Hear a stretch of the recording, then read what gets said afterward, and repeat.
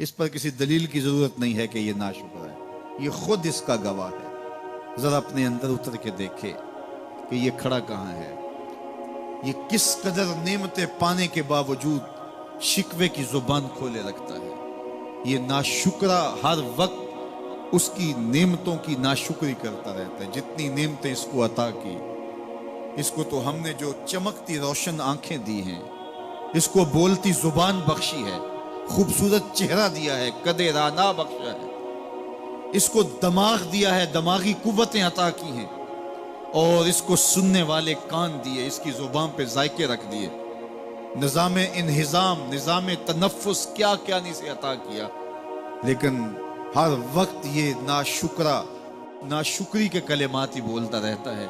میرے پاس یہ بھی نہیں، یہ میرے پاس یہ بھی نہیں، میرے پاس یہ بھی نہیں۔ دیکھیں اس کے پاس کیا کیا اس کے مالک نے عطا کیا۔ تو یہ ہر وقت ناشکری، اور پھر جوں جوں ہم قیامت کے قریب ہوتے چلے جا رہے ہیں، ناشکری بڑھتی چلی جا رہی ہے۔ میں کوئی بہت لمبی عمر نہیں رکھتا، لیکن مجھے آج سے 35 سال پہلے کے حالات کی ہوش ہے، اور جو میرے سے زیادہ عمر میں ہیں وہ اس سے پہلے کے حالات جانتے ہیں۔ تو میرا بنیادی طور پہ ایک دیہات سے تعلق ہے، تو میں اچھی طرح جانتا ہوں کہ لوگوں کے پاس جو آج کچھ ہے وہ آج سے 35-40 سال پیچھے نہیں تھا۔ بالخصوص دیہاتوں کے اندر لوگوں کے پاس ایک یا دو جوڑے ہوتے تھے اور انہیں بار بار پہنتے تھے۔ کسی شادی یا بیاہ کے موقع پہ جانا ہوتا تو بعض اوقات کسی سے وہ لباس یا جوتے مانگ کے لے کے جاتے۔ مجھے اچھی طرح یاد ہے کہ اس زمانے میں لوگ اپنے کندھے پر ایک کپڑا رکھا کرتے تھے، اور شادی پر اگر کسی نے جانا ہوتا تو جس کا کپڑا بہت اچھا ہوتا تو اس سے وہ مانگ لیا کرتے تھے کہ میں نے ذرا شادی پہ جانا ہے۔ بڑے بھائی کے جوتے پہن لیا کرتے تھے، اور اسی طرح گزر ہوتا تھا۔ کبھی کوئی شکوہ زبان میں پیدا نہیں ہوا تھا، اور لوگوں کے شکستہ سے کچے گھر ہوتے تھے، اور گھر کے صحن میں ایک درخت ہوتا تھا، دوپہر وہاں کاٹ لیتے تھے۔ اکثر لوگ دوپہر کا کھانا تیار نہیں کرتے ہوتے تھے، دودھ پی کر کے ہی گزارا کر لیتے تھے۔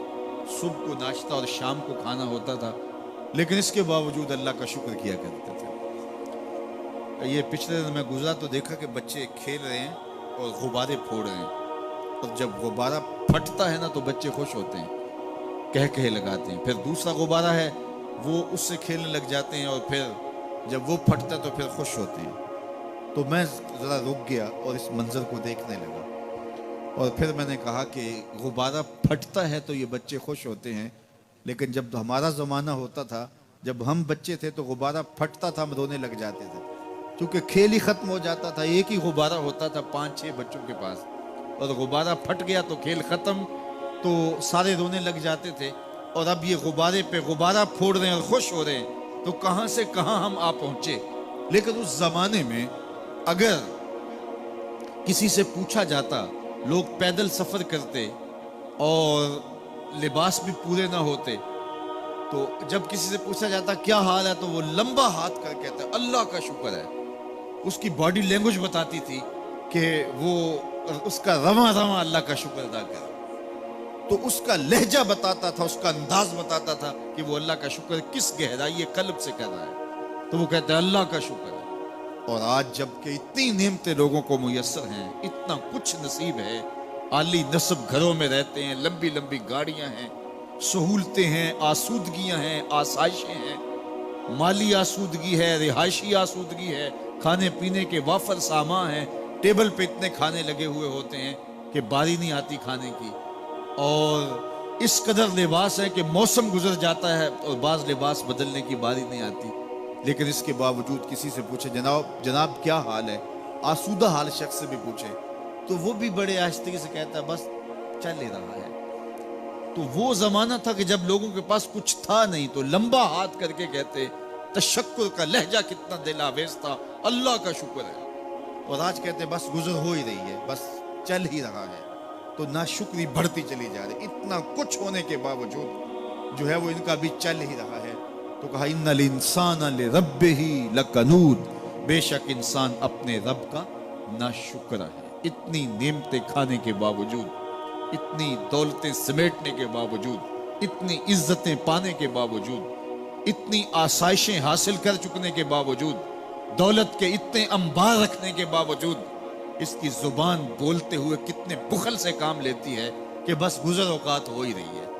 وہ میاں تیرے رب نے تجھے اتنا کچھ دیا، یہ دولتیں، یہ دولتوں کے انبار، یہ آسودگیاں، یہ بہاریں، یہ سب کچھ نہ ہوتا، تجھے زندگی بخش دی تھی، اس کا ہی شکر تیرے اوپر واجب تھا۔ اللہ اکبر۔ اللہ نے حضرت انسان کو یہ جو کچھ دیا ہے، کتنی چیزیں ہیں ہمیں پتہ بھی نہیں کہ وہ نعمت ہے، لیکن اللہ نے ہمیں عطا کیا۔ دنیا کا ایک امیر ترین شخص تھا اناسس، تو اس کے یہ آنکھوں کے جو پپوٹے تھے یہ کام کرنا چھوڑ گئے۔ ہمیں کبھی اس کا احساس بھی نہیں ہوا کہ یہ کوئی نعمت ہے۔ آٹومیٹک سسٹم میرے رب نے لگایا، ادھر تنکا اڑا، ادھر آنکھ بند ہو گئی۔ لیکن اس کو مسئلہ کیا ہوا کہ یہ پٹھے اس کے ختم ہو گئے اور وہ اپنی مرضی سے آنکھیں نہیں بند کر سکتا تھا۔ ڈاکٹر سلوشن ٹیپ لگا کے آنکھیں کھول دیتا اور جب اس نے سونا ہوتا تو وہ بند کر دیتا۔ دنیا کے امیر ترین لوگوں میں سے ایک نام تھا، تو کسی نے اس سے پوچھا کہ تیری زندگی کی سب سے بڑی خواہش؟ اس نے کاش اپنی آنکھیں اپنی مرضی سے کھول سکوں۔ کہا اس کے لیے تجھے کوئی قیمت لگانی پڑے تو کتنے پیسے لگا سکتا ہے؟ کہا ساری دولت لگ جائے، کاش میں اپنی آنکھیں اپنی مرضی سے کھول سکوں۔ مجھے یہ بتائیے کہ حضرت انسان کو کیا کچھ نہیں اللہ نے دیا۔ یہ لعاب ہے نا، لعاب ہم روز پھونکتے ہیں، یہ مقدار سے کچھ کم ہو جائے تو بولنے میں دقت، نظام انہضام خراب۔ یہ جو لعاب ہمارے منہ میں آتا ہے، جو ہم تھوک دیتے ہیں، یہ قدرتی گریس ہے جو بولنے میں مدد دیتی ہے، نظام انہضام کو ٹھیک رکھتی ہے۔ اور اگر یہ لعاب کم ہو جائے مقدار سے تو نظم خراب ہو جائے۔ اللہ اکبر۔ تو ہم نے کبھی سوچا کہ یہ بھی نعمتیں ہیں؟ باقی روشن آنکھیں، چمکتا چہرہ اور زور آور ہاتھ، چوڑی چھاتی، دھڑکتا دل، اور کہتے ہیں اس دماغ کا اگر کمپیوٹر تیار کیا جائے تو نیو یارک شہر سے بڑا ایک بکریاں چلانے والے شخص کے دماغ کا کمپیوٹر بنا۔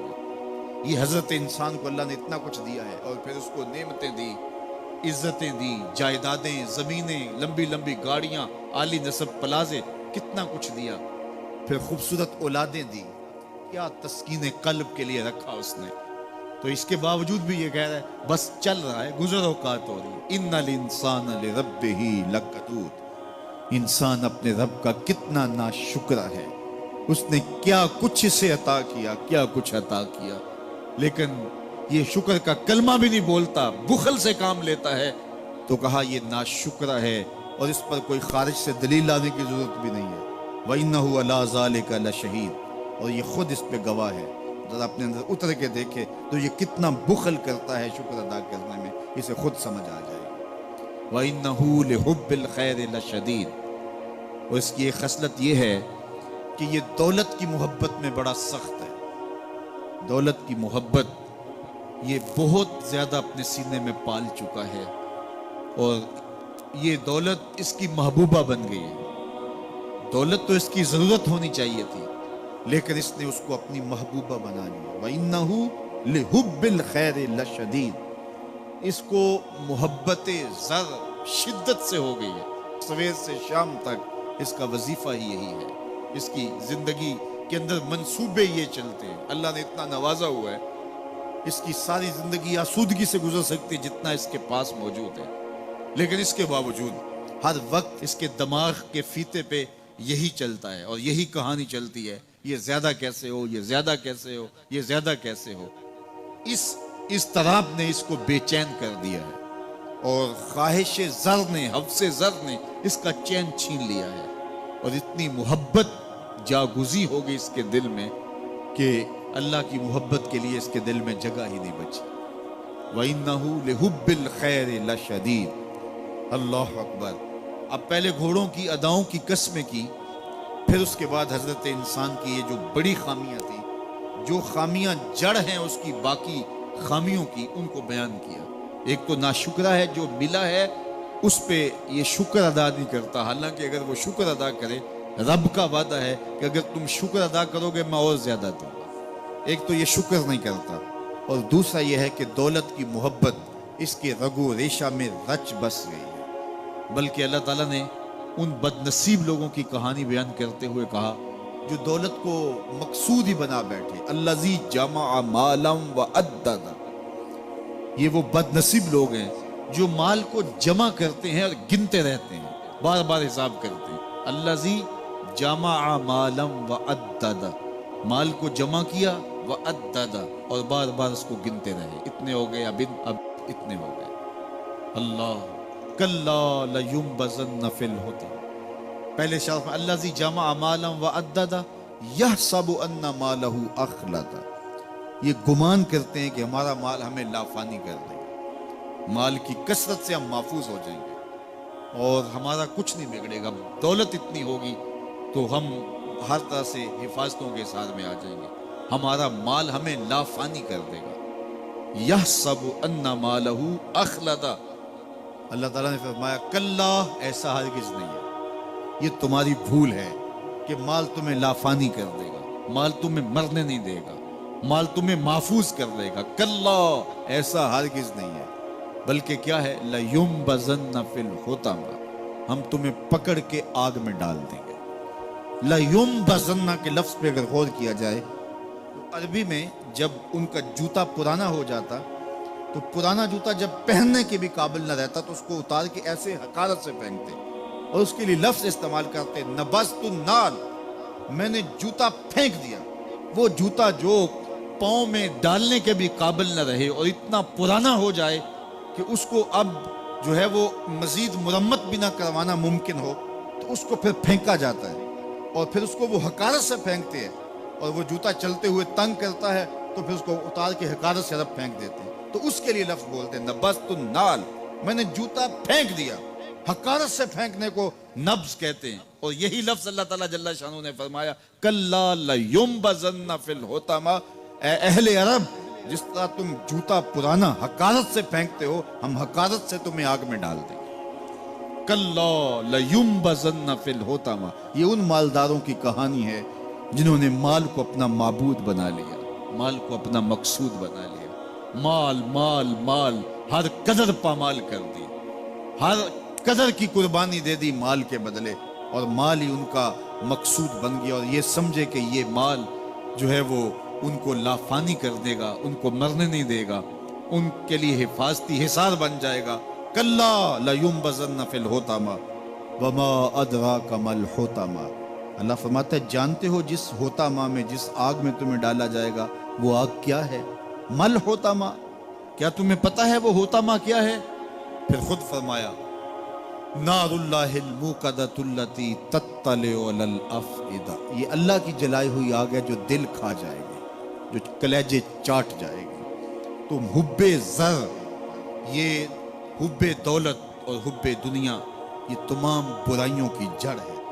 تو اس لیے اپنے اندر سے محبت زر کو نکالنے کی کوشش کیجئے اگر کہیں آپ کو داخل ہوتی محسوس ہو رہی ہے. اور حب دولت کو نکالنے کے لیے زکوٰۃ, صدقات, اسلام نے ہمیں یہ نظم دی ہے. اقبال نے کہا تھا حب دولت تلف می سازت زکوٰۃ. زکوٰۃ حب دولت کو زائل کرتی ہے. جب اللہ کی راہ میں لٹاؤ گے تو اس سے کم بھی نہیں ہوگا. میرے حضور نے 3 چیزیں قسم کر کے کہیں. حضرت ابو کبشہ الانماری رضی اللہ تعالیٰ عنہ سے مروی ہے, میرے حضور نے ارشاد فرمایا اگر کوئی شخص کسی کو معاف کر دیتا ہے تو اس کی عزت کم نہیں ہوگی, میں محمد اللہ کی قسم اٹھاتا ہوں. دوسری بات میرے حضور نے فرمائی کہ جو شخص مانگنے لگ جاتا ہے, سوال کا دروازہ کھول لیتا ہے, اللہ اس کے لیے محتاجی کا دروازہ کھول دیتا ہے, اس کی کبھی کمی پوری نہیں ہوتی. اور تیسری بات میرے حضور نے قسم کر کے کہی ما نقص مال عبد من صدقہ. کہا میں اللہ کی قسم اٹھا کے کہتا ہوں کہ صدقے سے مال کم نہیں ہوتا, صدقے سے مال گھٹتا نہیں ہے. تو ایک تو مال بھی نہیں گھٹے گا, یہ ضمانت کس کی ہے؟ میری نہیں ہے, یہ رسول اللہ کی ضمانت ہے. ایک تو مال بھی کم نہیں ہوگا, اور دوسرا یہ ہے کہ حب دولت ختم ہوگی. حب دولت تلف می سازت زکوٰۃ. یہ ماہ سیام آ رہا ہے تو زکوٰۃ سے حب دولت کو کم کیجئے, بلکہ صدقات دیجئے, نفلی صدقات کیجئے, غرباء کی مدد کیجئے, مساکین کی مدد کیجئے, اپنے غریب محتاج رشتہ داروں پہ غور کیجئے, ان کی مدد کیجئے. اپنی ہمسائیگی میں دیکھیے, پردے سے مدد کیجئے, ان کی عزت نفس بھی مجروح نہ ہو. یہ جو نمائش لگا کے 10 اخباروں میں چھپوا کے لوگوں کی مدد کرتے ہیں، اس سے گریز کیجئے۔